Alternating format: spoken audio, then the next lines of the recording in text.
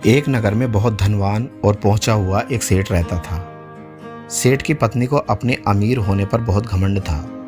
वह अपने सामने किसी को भी और खासकर गरीब को तो कुछ समझती ही नहीं थी। उसके घर में सोना चांदी हीरे जवाहरात भरे पड़े थे। वह रेशम की बेशकीमती साड़ियाँ पहनती थी। सुबह शाम दोनों वक्त वह कपड़े बदलती और कोई भी साड़ी एक बार पहन लेने के बाद फिर उसे दोबारा नहीं पहनती थी। उसकी बहुत सी दासियाँ थीं। कोई काम अपने हाथों से करने की ज़रूरत ही नहीं थी। उसका पति भी उसे बहुत प्यार करता था और जो चीज़ मांगती तुरंत ला देता था। गरज की दुनिया में उसे किसी चीज़ की कोई कमी नहीं थी, लेकिन उसके घर एक चीज़ की बड़ी कमी थी और वह भी ऐसी चीज़ जो भगवान के सिवा और कोई नहीं दे सकता, यानी उसके कोई बच्चा नहीं था। जब वह आस पड़ोस की औरतों की गोद में बच्चों को खेलते देखती तो उसके कलेजे में एक भूख सी पैदा हो जाती। वह मन ही मन उससे जलने लगती थी। उस जलन को बुझाने के लिए वह और भी सज धज कर और भी बन ठन कर बाहर निकलती, पड़ोसियों के घर जाकर उन्हें अपनी बेशकीमती साड़ियाँ और गहने दिखाती। जब आस पड़ोस के सब लोग उसकी शान बान और ठाट बाट देखकर दंग रह जाते तो वह मन ही मन बड़ी खुश होती। उसका मन हमेशा जलता रहता था, इसीलिए दूसरों को जलाने में अपने गहने कपड़े दिखाकर उसे बड़ी खुशी होती थी। एक दिन वह रोज की तरह खूब बन ठन कर अकड़ती हुई एक गरीब पड़ोसी के घर गई। उस घर में माटी की हांडियां और कुछ फटे पुराने चीथड़ों के सिवा और कुछ नहीं था। गरीब की पत्नी उस वक्त कपड़े साफ करने में लगी हुई थी, इसीलिए वह इस मेहमान की अच्छी आवभगत ना कर सकी। यह देखकर अमीर औरत को बहुत गुस्सा आया। उसने सोचा, अरे यह कितनी घमंडी है। ठीक ही तो है, इन कंगालों को हम अमीरों की खातिर करना क्या मालूम, लेकिन यह किस बात पर इतनी फूली हुई है। घर में तो धन पूंजी का नाम भी नहीं है, फिर यह अकड़ कैसी। ऐसा सोचकर उसने उस गरीब औरत से कहा, बहन, तुमने कभी मुझे अपने गहने और कपड़े नहीं दिखाए।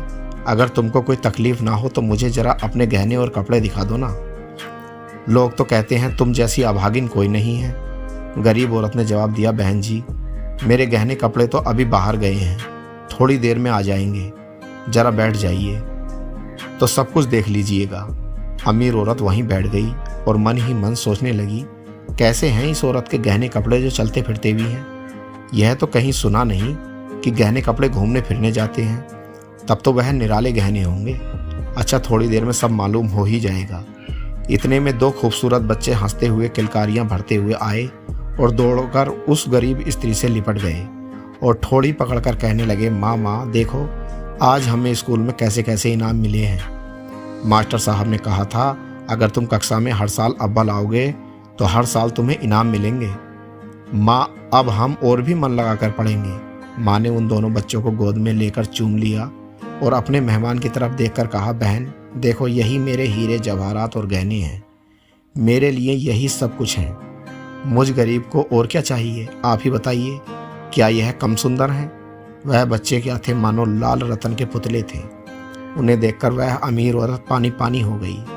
उसने दोनों हाथ जोड़कर उस माँ से कहा, बहन क्षमा करो, आज मेरी आंखों का पर्दा हट गया है। लोग कहा करते थे आप जैसी अभागिन कोई नहीं है। मैं बेवकूफ़ अपने मन में सोचती थी, जरा जाकर तो देखूं वह कैसी अभागिन है। आज मुझे मालूम हो गया कि आप कितनी बड़ी भागिनी हैं। मेरे पास गहने कपड़े तो हैं, लेकिन सच्चा धन तो आपके पास है। मैं अब जाती हूँ, मुझ पर आपकी कृपा बनी रहे। यह कहकर वह चली गई। उस दिन से वह अमीर औरत बिल्कुल बदल गई। अब उसमें गर्व का लेश भी नहीं रह गया था। अब वह अपने हाथ से परोपकार के सब कामकाज करने लगी। पड़ोसन भी अब उसे बहुत प्यार करने लगी। ईश्वर की ऐसी कृपा हुई कि कुछ दिनों में वह एक बच्चे की माँ बन गई। अब सचमुच ही वह अमीर हो गई। अब संसार का सबसे अमूल्य धन उसके पास था। तो दोस्तों, कैसी लगी आपको ये कहानी, कमेंट करके ज़रूर बताएं। हमारी वीडियो को लाइक, शेयर और चैनल को सब्सक्राइब करना ना भूलें। शुक्रिया।